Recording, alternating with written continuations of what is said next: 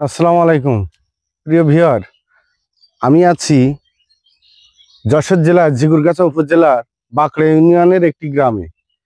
তো গত রাত্রে যে কালবৈশাখী ঝড় হয়ে গেল, ঘূর্ণিঝড় শক্তি, সেই ঝড় শক্তি কতটা শক্তিশালী ছিল এবং কতটা তাণ্ডব লীলা চালিয়েছে আপনাদের কাছে আমি দেখাবো।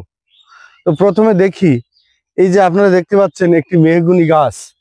এই মেহগুনি গাছটি ঝড়ের প্রভাবে পড়ে গেছে, টোটালি উড়কে পড়ে গেছে উপরে। তো এবার দেখাই আমি, এদিকে দেখুন কতটা এই গাছটা পাটের একটা ক্ষেতে পড়ে দেখেন কতটা ক্ষতিগ্রস্ত করেছে এই পাট গাছকে এবং ক্ষেতটাকে। সেই সাথে আপনারা এদিকে যদি আপনাদের আরো দেখায়, এই যে তাণ্ডব লীলা দেখুন, এখানে যে একটি গাছ আছে, এই গাছটা কিভাবে ভেঙে গেছে, ব্যাপকভাবে ভেঙে গেছে। তো এইভাবে ভেঙেছে আরো অনেক। এখানে আরেকটু দেখি আমরা, এখানে এদিকে এদিকে ক্যামেরাম্যান চলে আসেন। এখানে দেখুন যে আমার আমার সামনে এই যে আরেকটি গাছ দেখছেন, এই গাছটি দেখেন উপড়ে গেছে। সেই সাথে শুধু না, এই গাছটি উপড়ানোর সাথে সাথে এই যে ব্যাপক ক্ষতিগ্রস্ত করেছে এই ক্ষেতটাকে। এখানে একটি পাটের ক্ষেত আছে, তো এই ক্ষেতের প্রায় পুরোটাই নষ্ট করে দিয়েছে এই গাছটা ভেঙে এখানে পড়ে।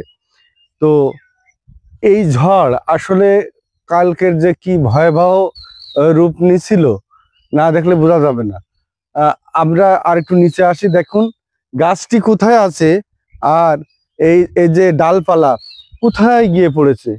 তো এই যে ব্যাপকভাবে একটি তাণ্ডব লীলা ঘূর্ণিঝড় শক্তি কালকে হয়েছে আর কি।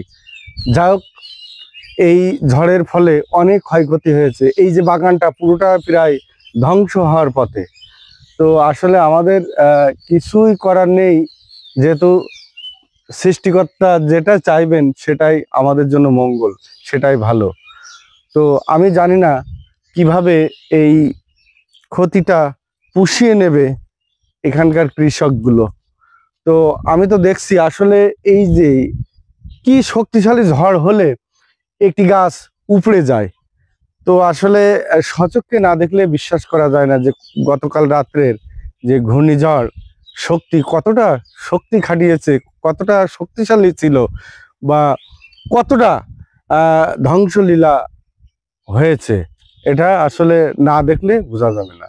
তো আমরা চাই বা আমাদের আকুল আবেদন সৃষ্টিকর্তার কাছে যে এভাবে আমাদের মানুষের যাতে আর ক্ষয়ক্ষতি না হয়। আল্লাহ মহান রব্বুল আলামিনের কাছে আমাদের প্রার্থনা যে সকল মানুষ, জানমাল এবং সকল ফসলকে আল্লাহ হেফাজত রাখবে।